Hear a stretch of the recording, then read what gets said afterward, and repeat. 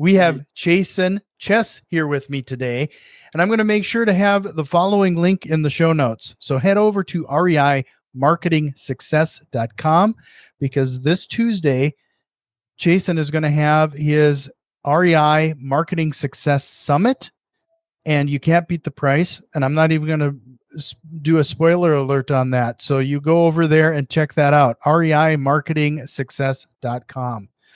And really appreciate your time here today, Chasen. We're going to get into some marketing and real estate investing and all of the above. So thanks for your time. Oh, I'm sorry. Didn't you? I was going to use an old network marketing thing. Going, I thought this was the Amway meeting. No.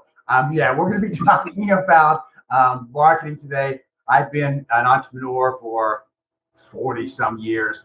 My whole background has been in marketing. Used to have an agency, a digital agency. So I know a thing or two. I used to have a podcast 7-8 years ago. It's called Entrepreneur Marketing Mania. And I interviewed some of the top online marketers across the world there. So I've learned a thing or two. But I'm here. It's all about you guys listening in and tuning in. I'm here to provide great value. And we'll go through as much marketing stuff as we can for real estate investors. And thank you, Jack, for having me on today. I wake up every morning and I just say, show me how to serve. And I'm here to serve everybody that's listening in today. No, I appreciate this, especially for the amount of experience you've had in real estate investing and marketing. We don't, frankly, run into a lot of marketers that specialize in real estate investing. So can you talk a little bit about how you found your way into this niche? I was back in my college days. I was getting a degree in psychology because I thought I was going to be a therapist.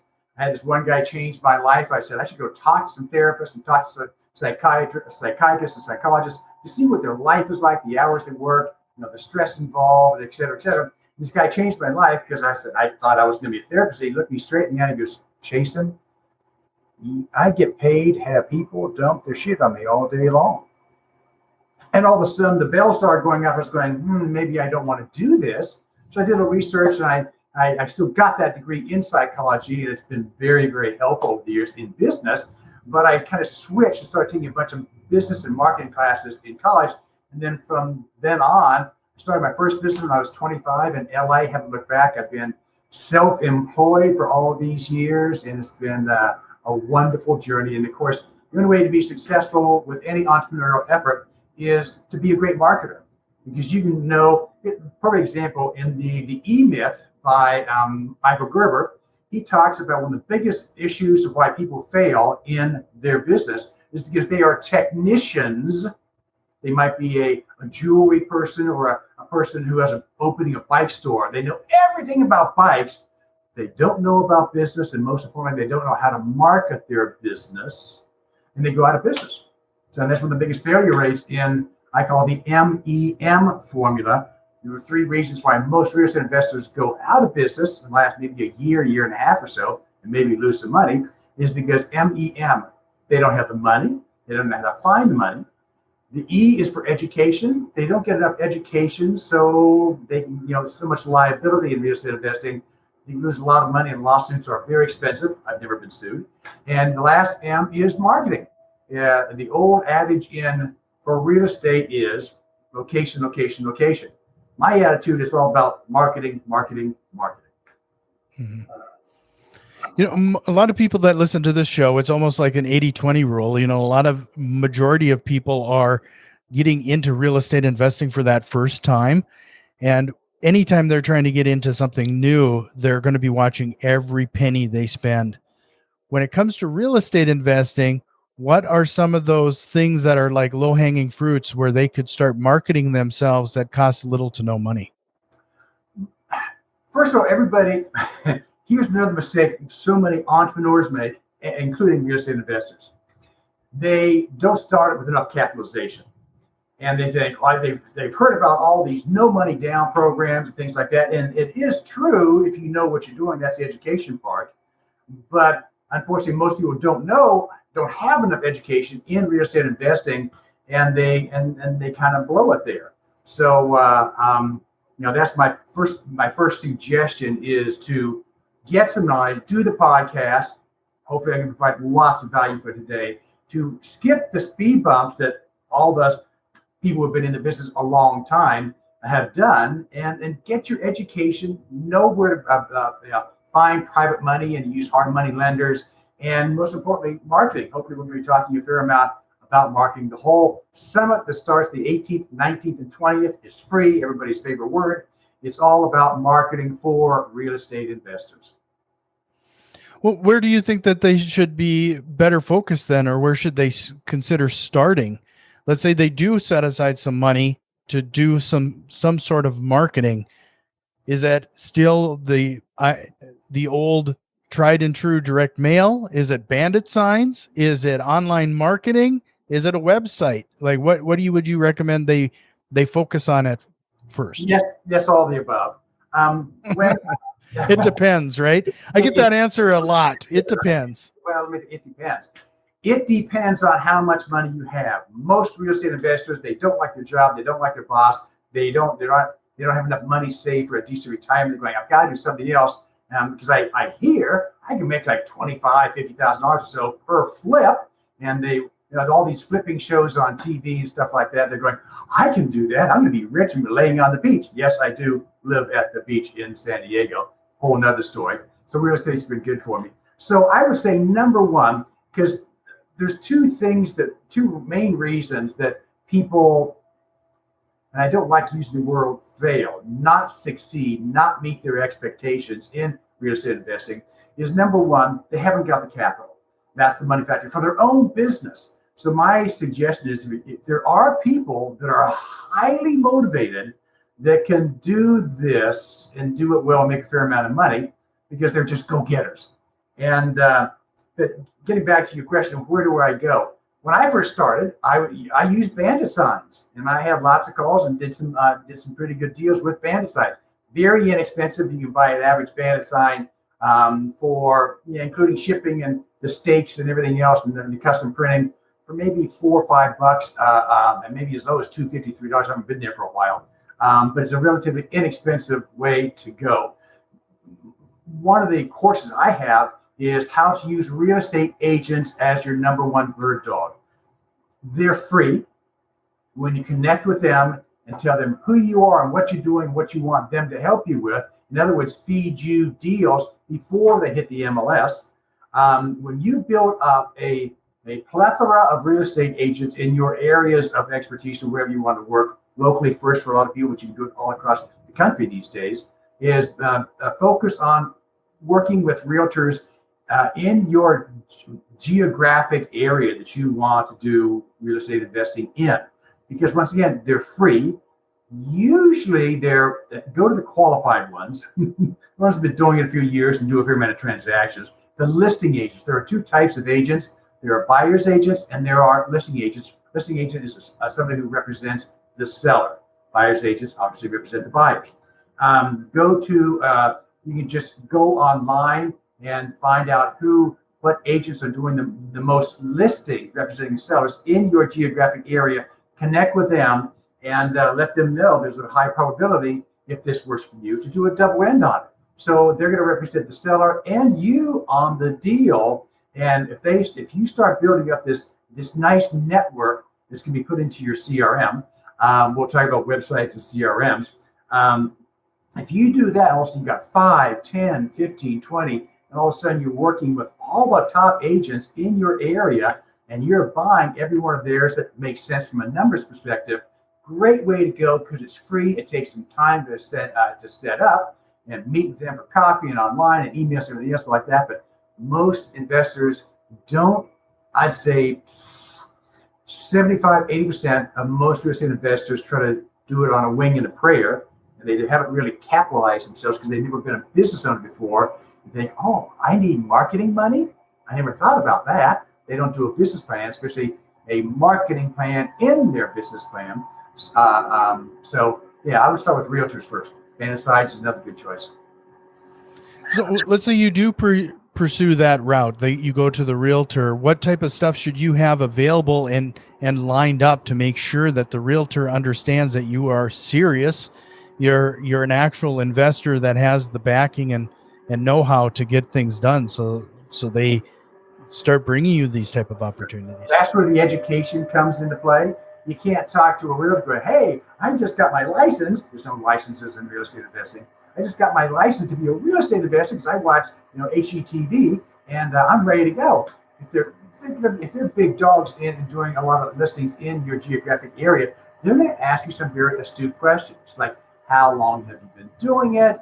How many transactions have you done? Are you doing cash offers? Are you doing loan offers with hard money, whatever? They're top dogs in the area because they know what they're doing. So when you think, oh my God, I'm a new investor, you just have to have this certain je ne sais quoi, this certain poise, this certain character, this certain charisma that makes it work. You have to astound. You used to say, still says it too often, wing it. In the beginning, as a real estate investor, you got to wing it. So I said, the education, MEM, education, read the books, go to the podcast, and get some basic education on real estate investing before you go out there and make fool of yourself and get sued. This strategy has worked actually really well for us. I mean, we have a lot of real estate investors in our network, I should say realtors in our network, and they know if they bring us an opportunity, we will list it back through them. Like we typically flip the house or what have you, and it's just not in the proper condition for them to sell it, and they just need some help. So in those relationships, it's great. And once you get that traction, it really does pay off. They are your number one bird dog, and that simply means they're your number one marketing source.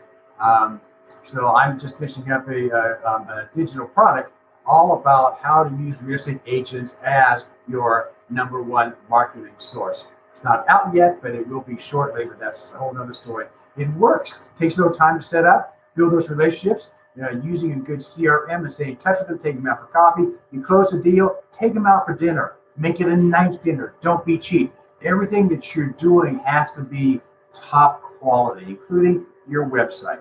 And you shouldn't be doing any real estate investing. I said should be. It'll be much more helpful to you because your core foundational hub to your wheel, all these spokes coming out is all your marketing. The hub itself is your website. There are lots of people, matter of fact, on the summit. Once again, October 18th, 19th, and 20th, reimarketingsuccess.com. It's free. I have a couple of people that talk about building the right website, the design of it, the content of it, how to do it right, how to do it wrong. And the worst way to do it is not doing it. So my first suggestion is, have a website done. And there's some relatively inexpensive sites you can do. My attitude is, once again, if you can do it right, work with a professional that has worked with other real estate investors before. Go online, see what other real estate investors are doing in your area. I live in San Diego. Put the keywords in San Diego real estate investor, see who pops up, look at their websites, and do that for 10, 20, 30 people all across the country.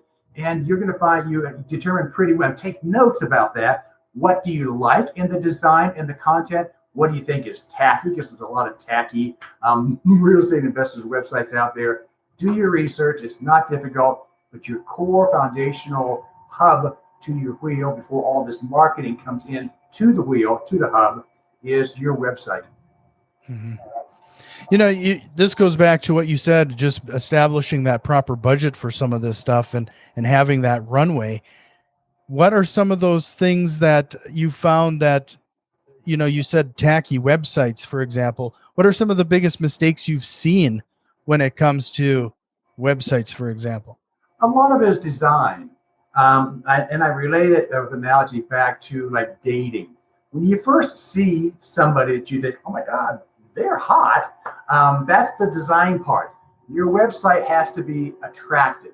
It has to be clean, can't be cluttered. You have to have a reasonable amount of pictures because most humans are visual. I'm a very strong visual. If I don't see it, it goes in one ear and out the other. So because of that mindset that we are mainly visual creatures, make sure the design, and once again, when you're doing your research on other people, make notes.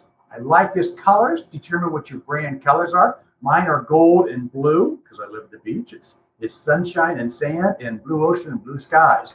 So But we live in an environment where there's so much on the internet by just Googling the right keywords, like branding, colors, the font that you use, how much content, how much white space to have. Sometimes you go to a website and it's just all word, just lots of copy and no pictures. There's no white space. It doesn't give the mind a break. And so it's all these design aspects that make sure it loads quickly. I was just on a major corporation site an hour ago before we started here, Jack, and I was going, oh my God, it started downloading some content. I was going, do, like it took 5-7 seconds to download the website. I was going, the heck are they doing? They need a new web designer. So it's things like that that you need to look for. Once you do your research and start looking at 10, 20, 30 different real estate investor websites, then you get this gut instinct about what do you like, what do you not like. Take those notes and then use that when you hopefully work with a web designer. You can go to upworks.com and find all across the world web designers, and some of them are very affordable because they live in countries where they don't make a lot of money. So and then there are people here in the United States that a good web designer is going to charge you $2,000, $5,000, $10,000 to do it, and a lot of real estate investors are going, oh my God, Chasen, I don't have that kind of money. Well, but there are ways to go, other sources to go. It's at Upwork.com. I think it's singular, it's Upwork or Works, I don't remember. And so you'll be able to go. It's like going to Fiverr. You probably know of Fiverr. And there's sources you can go to. You can find very good workers that do great websites, and make sure that they have done websites for real estate investors and that you get examples of what they've done. Proof is in the pudding, as my dear father used to say. Yeah. One of the things that I think is interesting is that people almost seem to expect, like, they put up a website and they think that it's just going to start driving traffic. It's as if they think we're on the interstate and there's the billboard. Everybody sees the billboard there. Everybody's going to see their website. Now they got to start driving traffic to their website. What are some of the strategies there? I got to tell you a quick story. When I first got in real estate, once again, back in 1991, 3,000 years ago, dinosaurs were still roaming the earth. And this is the mid to later 90s that emails and websites started becoming really popular in the real estate community and entrepreneurial world.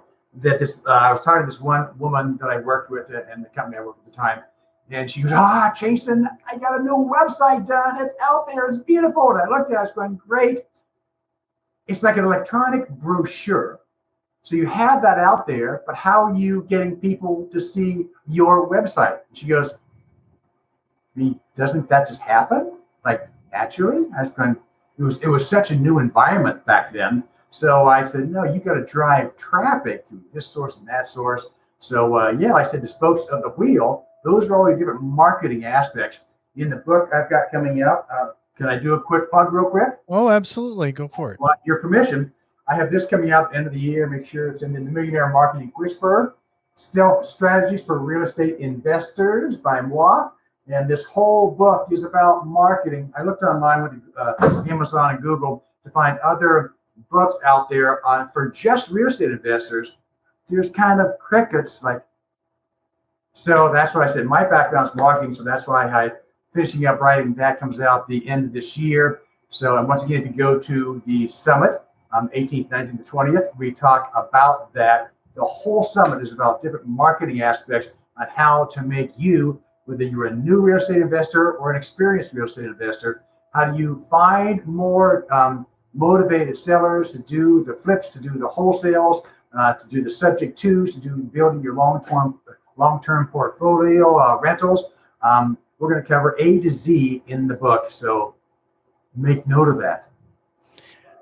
One of the things that I'm curious about, your opinion on, is direct mail. Sure. A lot of markets are frankly flooded with direct mail, right? And it just becomes junk mail.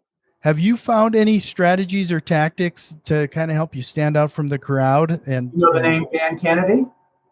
I'm familiar with the name. Dan Kennedy is one of the top copywriters in America.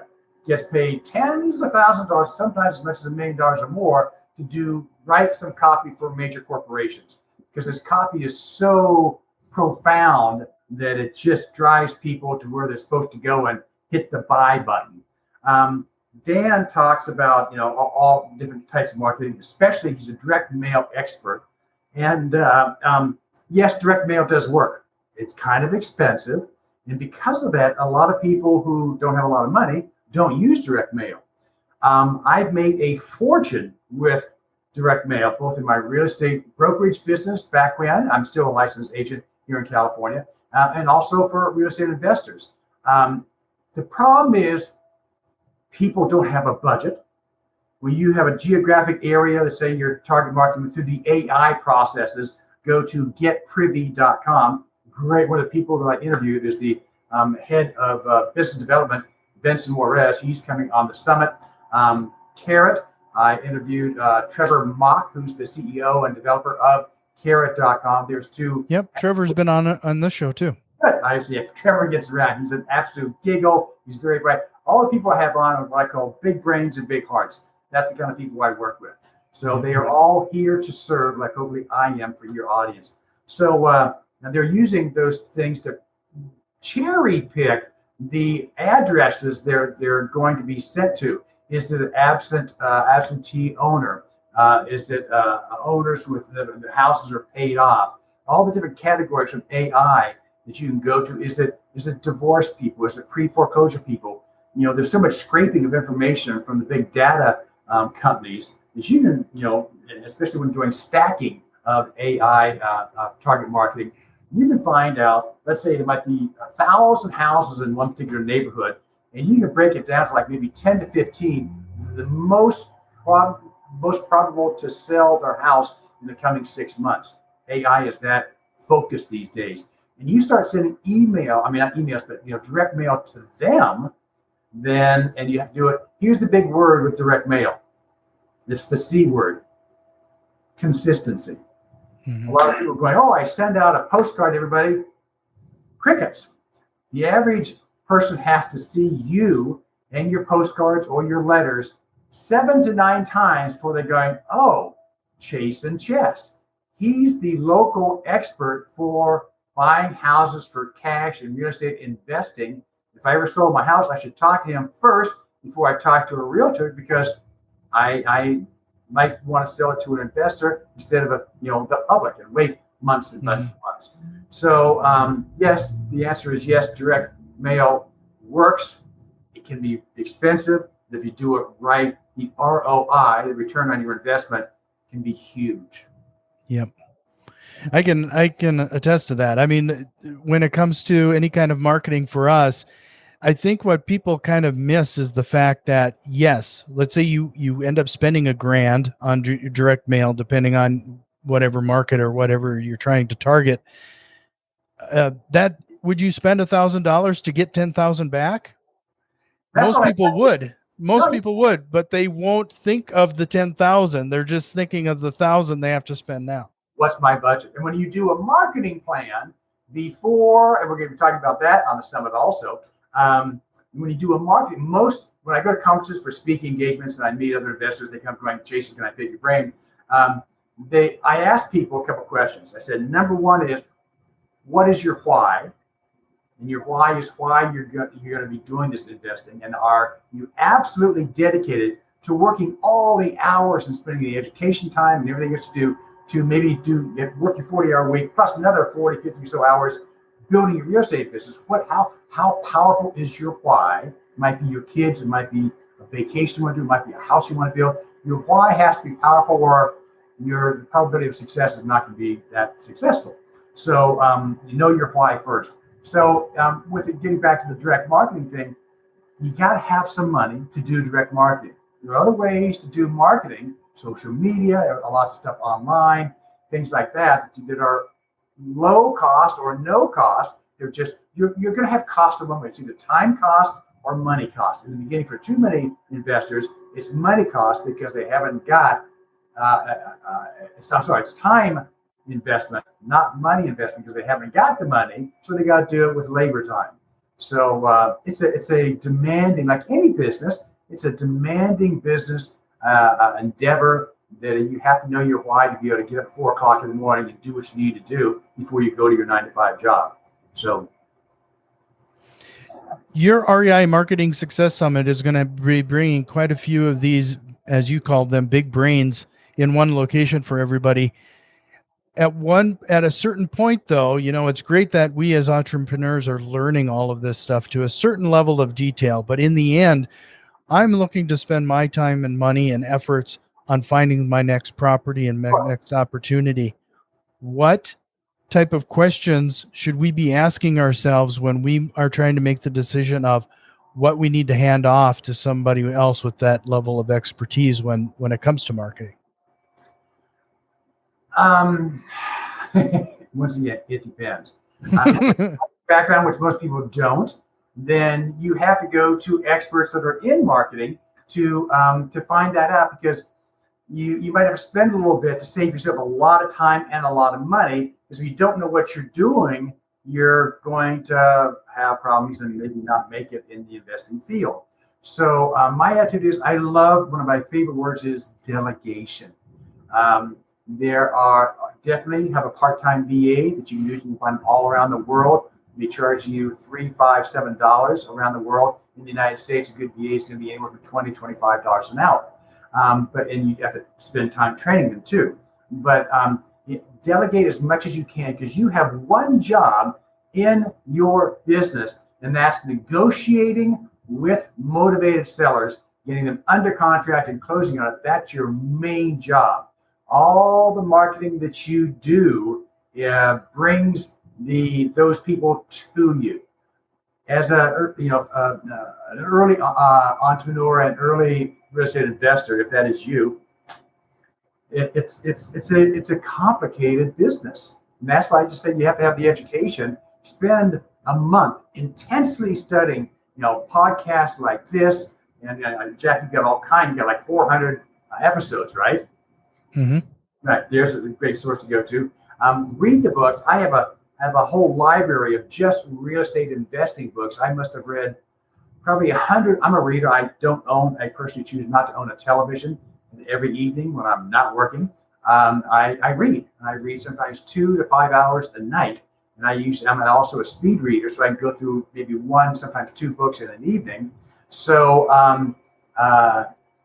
you've got to get that education first, because if you the education is going to teach you how to find, especially when the book comes out, it's going to be all the marketing A to Z, and you just choose. But one of the chapters is all about your marketing plan. Most investors don't have a marketing plan. I mean, people come to us and what is your why? And number 2 is, do you have CRM? Do you have a website? And do you have a written marketing plan? I usually get crickets. And so you have to have that marketing plan. In the book, when it comes out, I said there's a whole chapter on how to do a marketing plan for real estate investors. Yeah. No, this has been great, Chasen. And I have to admit, I tried to take a speed reading course too, but I quit when it took too long. So with all of that, I wanted to make sure that we covered everything, especially regarding your REI Marketing Summit. And again, you can go to reimarketingsuccess.com. Is there anything in particular you want to call out? It sounds like you have some pretty great guests. Like I said, I do know Trevor from Carrot and a few of the other people that are going to be joining you, but is there anything else you'd want to call out here right now regarding what's going to happen? No, just, I said too many people fail because of lack of marketing. If you haven't got a pipeline coming into your CRM, when you wake up every morning, you go to your CRM saying, Chasen, you had 4 new leads come in while you were sleeping. That's your marketing working while you're sleeping. And all you can do is call those back and find out their motivation, ask them the right questions, make an appointment to go see the house or see it virtually, because a lot of people are doing investing all over the country these days. But when you have that pipeline, your number one goal is to create a pipeline of leads coming to you. So the first thing you see every morning are those new leads. When you incorporate this written plan for your marketing, then that's going to happen. If you don't have people in your pipeline that are leads, you're out of business. Mm-hmm. No, really appreciate it. Well, Chasen, I do have some rapid fire questions for you as we close this one out. All right, hit me. Okay. Don't ask me. You've seen the late night programs. promising the world getting into real estate investing. What is a real estate investing myth you'd like to bust here today? Oh my God, real estate investing, you're going to be rich. You're going to live at the beach, and life is going to be simple because it's such a fun bit. You just buy a house, you fix it up, and you flip it, and you make a bunch of money. Bullshit. So that's my answer to that myth.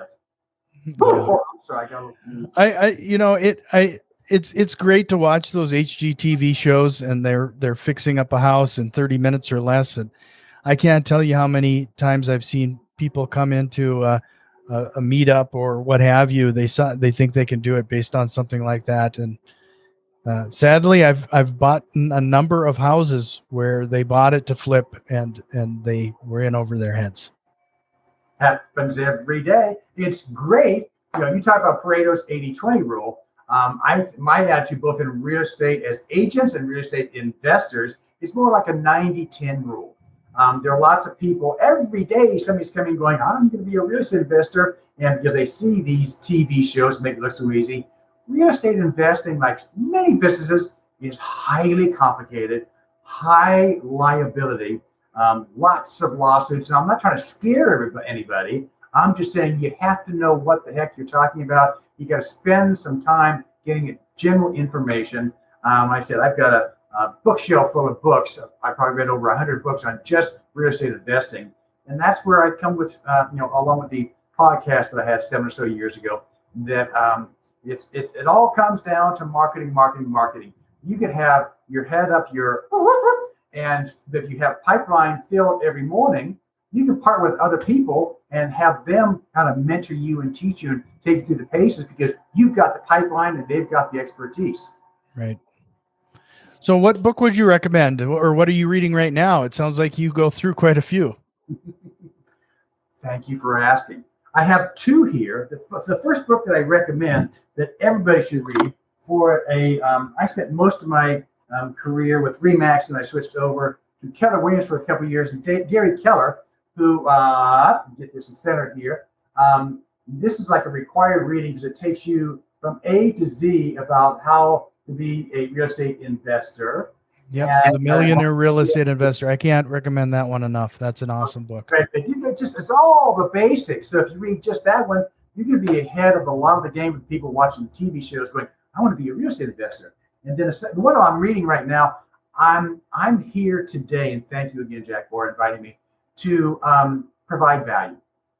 If you come off this podcast going, this guy, well, number one, he sounds like what he's talking about. He's been doing this a long time. He's had a lot of success. But the book I'm reading right now, I love customer service, and I'm amazed on how poor so many customer service programs are if they have one at all. And if you're going to be a real estate investor, you have your own business. This is not a hobby. You should be incorporated. We have one of the speakers, Tommy Thornburg, who heads Prime Corporate Services, I think it's called, talking about entities and taxation, stuff like that. You have to know how to structure your entity, your business from the beginning. But the book I'm reading right now is The New Gold Standard by Joseph Michelli.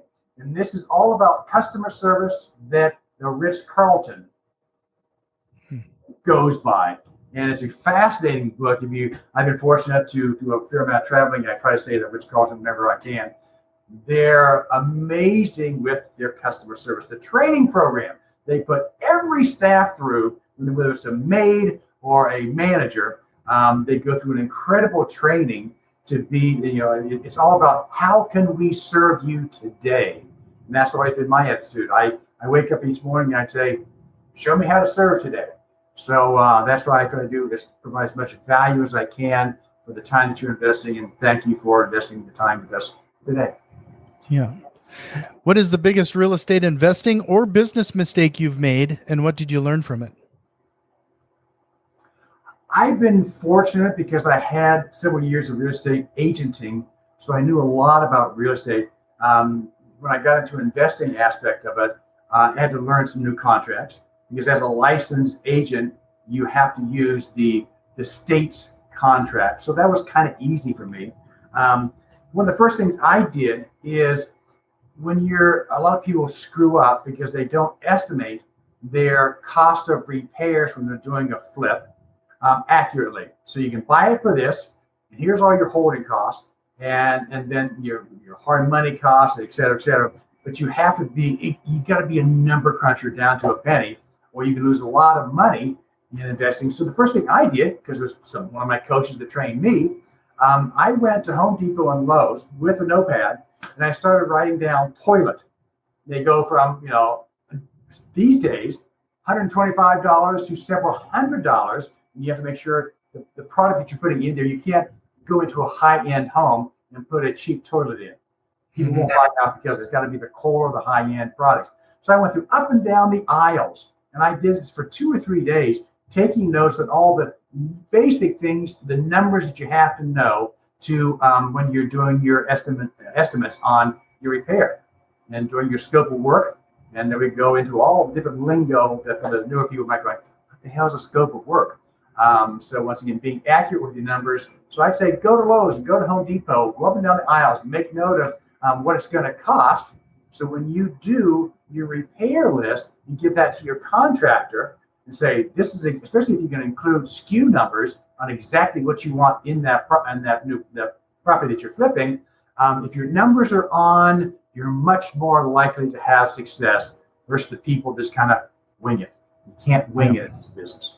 And so in the beginning, I winged, to get back to your question, I winged it a few times, and I didn't make as much money as I could have because my numbers were off a little bit. That's why I learned why the repair list is highly important.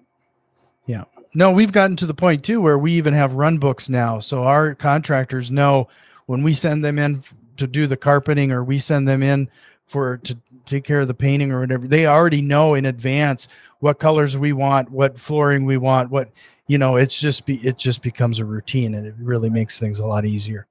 And that's why real estate investing is complicated. You can make the mistakes because if you haven't done that research and you work with the contractor puts what they want in, they're going, well, I think we should use this, that might be totally wrong for the location or the price range of the property that you're flipping. So you have to know your numbers with regards to the product that you're putting in your houses. Right. Well, time for a little fun. What movie is your favorite? I know you don't own a TV, but you must go to the movie theater on occasion. I do. Well, I occasionally will watch a movie on my home, on my computer, but I don't own a television. Like everybody has these big screen TV. My dear brother, a couple of years ago, bought this 80-inch big screen TV. And but anyway, so I'm sorry. What was the question again? About what's your favorite movie? A movie that most people would have never heard is called Brother, Sun, Sister Moon. An Italian director did it, Franco Zeffirelli, who did the original Romeo and Juliet. And this is the story of Francis of Assisi. So for some reason, I just had this, and I've always been, had this affiliation and association with Assisi. So, and I've been to Assisi before in Italy. So Brother, Sun, Sister Moon. It's just a delightfully charming movie of his journey. Sure. No, that's great. You're very unique. I haven't had that answer yet. So most people have never heard of it. It was like 30, 40 years ago. So right. But great film. It's very good. I mean, I'm an 80s kid. Most people don't know what I'm even talking about most of the time when I'm referring to those. So if you could go back in time and give your younger self one piece of advice, what would that be? Have no fear. We humans are a result of the information we've taken in. And that's why I talk about MEM, the education part.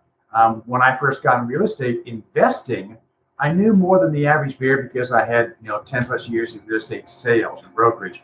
If I didn't mention this from a credibility perspective, I got licensed in 91, and I think it was by 96, 97, I was in the top 1% of agents in the country. So I hired great coaches that taught me, gave me the education, that saved me a ton of time, and I was just making a shitload of money, and it was fun. It was fun. So yeah. Well, Chasen, like I said, this was a great conversation. Is there a question or concept you wish we would have covered here today? It's such a broad topic. There's so much to cover. It's got our half hour so that we can get together again. And thank you, Jack, for having me on today.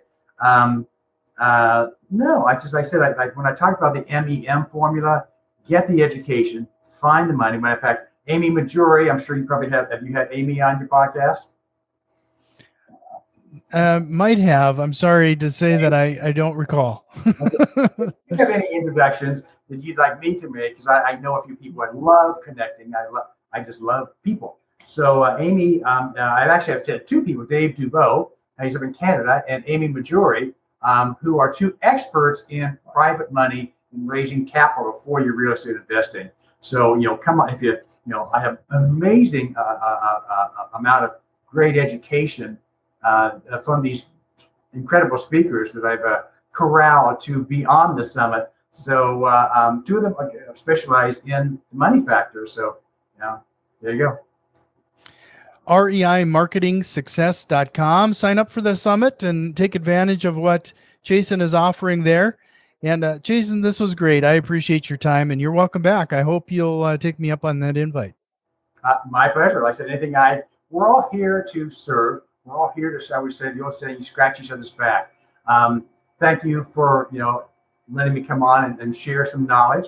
So if it's easier, if you don't make the mistakes I made, if you don't make mistakes that other people, especially at the summit, there's this plethora of information that you can get from these experts that are going to be speaking on the summit. Once again, it's free, the 18th, 19th, and 20th, reimarketingsuccess.com. Spend some time with us those days. They will be recorded. It will still be free to see the recordings until Sunday at midnight after the summit. And then there's also an upsell in there for the VIP. It's just a little bit of money to get the lifetime access to the summit. So if you can't make it, we're starting at 8 a.m. Pacific time each day, Tuesday, Wednesday, Thursday next week.